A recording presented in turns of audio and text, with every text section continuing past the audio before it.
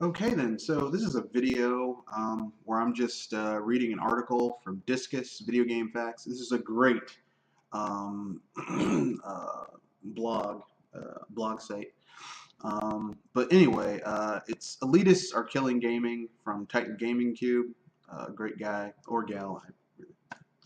Um, but let's get into it. I feel like I keep repeating myself. This is my seventh article about gamers being stupid.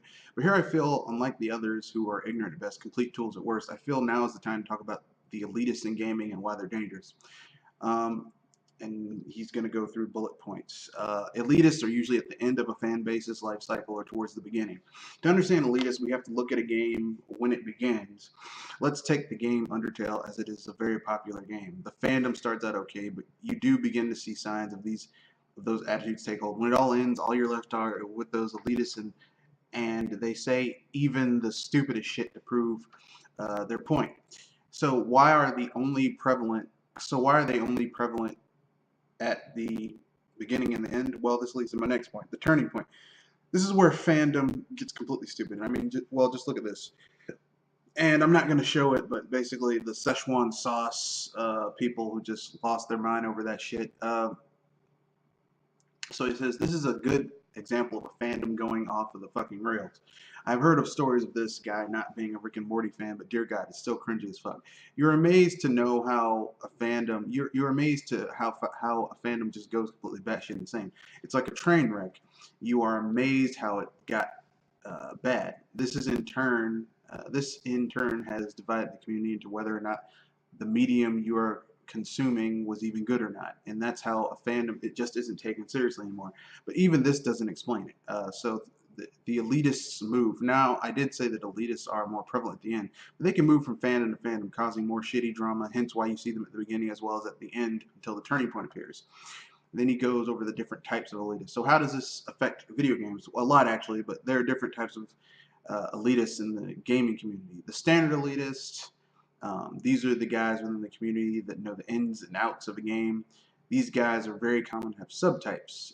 So the PvP elitist, same as the above, but they're within the Dota and uh, uh, whatever, PvP communities. Let me take off my glasses and clean them really quickly. I cannot see without them. So the genre community elitist. These are the same people, but they like certain communities, or the fighting game community, the RPG community, the Nintendo community. The console PC elitist. I don't think I had to spell this one since we've all seen these guys. Sales elitists. Yeah, we know those. Graphics elitists. Concern trolls. These are the people who are like, well, I'm just worried about so and so and so and so. It's like, no, you just want to be a bitch, a whiny little bitch. Streamer elitists.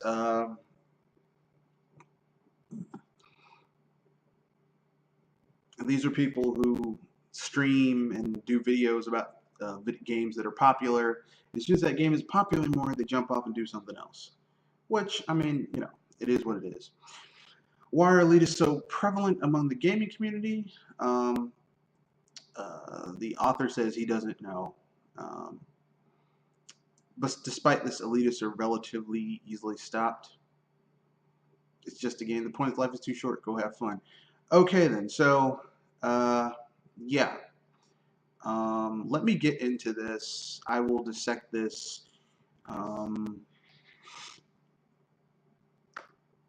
after the cut. Okay, then. So let's get into why I don't have a problem with the article. Why I disagree. So basically, elitists are usually at the end of a fan base life cycle or towards the beginning. And that's true. But I mean, this whole thing starts kind of like with the premise is faulty. Elitists are killing gaming. No, they aren't. Core people are the only thing that's kind of keeping gaming kind of relevant right now. Because casuals that get involved with gaming are what's kind of bringing it down. And when I say casuals, I mean people who just casually play games. They don't play them for, you know, um, you know, you know, kind of how I should put this. They don't play these games for valid reasons. So before someone says, well, you don't know what you're talking about, you're being facetious or blah, blah, blah, whatever, hear me out. Most games start, most products start out with a core audience. And then from a core audience, you go to a kind of medium audience, like it goes to a casual audience. But everything, even the most popular things, start out with a core audience. The early adopters, the people who are going to get something. And these people typically are people who are trendy because that's what it's for. It's, and every product starts out like this. Like the first DVD players. Yeah, you had a lot of people who had DVDs because of Sony with their PS2, but there were DVD players out before the PS2. And DVD didn't initially take off, okay, because it was very pricey. But you had to have early adopters, and these were the quote-unquote core, hardcore gamers. All right, these were that core audience, the hardcore people who were getting this. And I mean, there's nothing wrong with that. I know some people are going to be like, well, and while there are core people who belong to an audience towards the beginning and the end, that is true. That is true. There are people who fucking even now still love vinyl. I'm one of those people.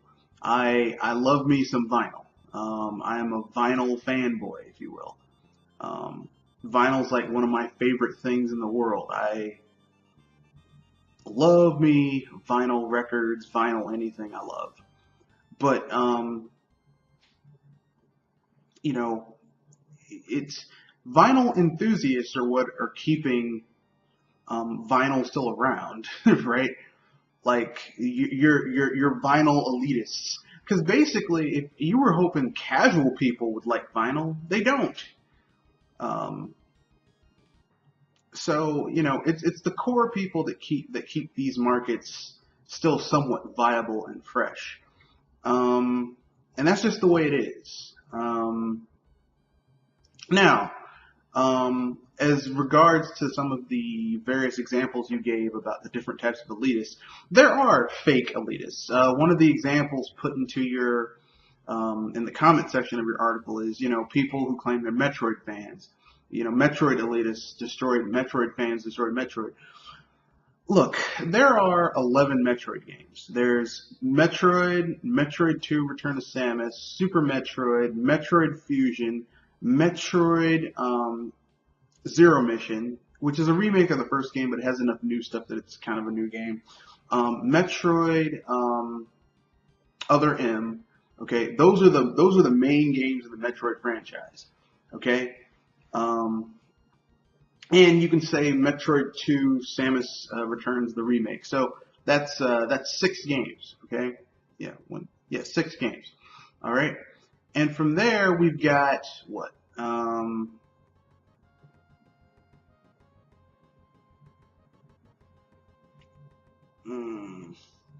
We've got Metroid Prime 1, 2, and 3. That's 9. And then we've got Federation Force. That's 10. Metroid Pinball, that's 11, and Metroid Prime Hunters, which is Metroid Prime Hunters is 12. So you've got 12 games in the series. The people who say that they're Metroid fans, that Metroid needs to be this, that, and the other, only played 2 of those games. 1 or 2, actually. So it's either they played Metroid Prime or Super Metroid. How in the hell are you a fan of something when you only played 2 out of 12 games? It's like someone saying, I'm a Harry Potter fan, but they only read, I don't know, The Goblet of Fire. It's like, how are you a fan of this shit when you only read 1 book? So, I mean, I think that elitists being the core reason of why gaming is the way it is wrong. What you have are fake gamers, fake fans, and those people are the problem. Fake fans have just been messing it up for everybody though, because basically fake fans, they're people who weren't there, don't know anything about the history behind it, but somehow their opinion is more valid than others because they claim that they're a fan when they aren't. Because a true fan loves shit, warts and all. Okay. Now that doesn't mean they have blinders on if something sucks. It just means they're like, look, it has some valid points. You know. But I mean, that's just my own personal opinion. I know some people are going to be like, "Oh no, how dare you say that?" But that's just how I feel. So I think I rebutted this. The various, I mean, I don't think I have to go through the different types of elitists. The PvP elitist, I mean, you don't have these communities without a core audience of people who are carrying it forward. And that's just the way it is. The only console I've ever seen that could sell without any type of core audience is the PS4. And the only reason the PS4 sold well is because Microsoft fucked up so badly. It's really not because it had a core audience. If Microsoft hadn't fucked up, then I don't think it would have been as bad. But Microsoft Microsoft fucked up, so that's all I got to say on that. So this was just a nice civil rebuttal. I didn't call anyone any names or anything. I hope I made my point validly. I hope people can listen to what I said. And peace.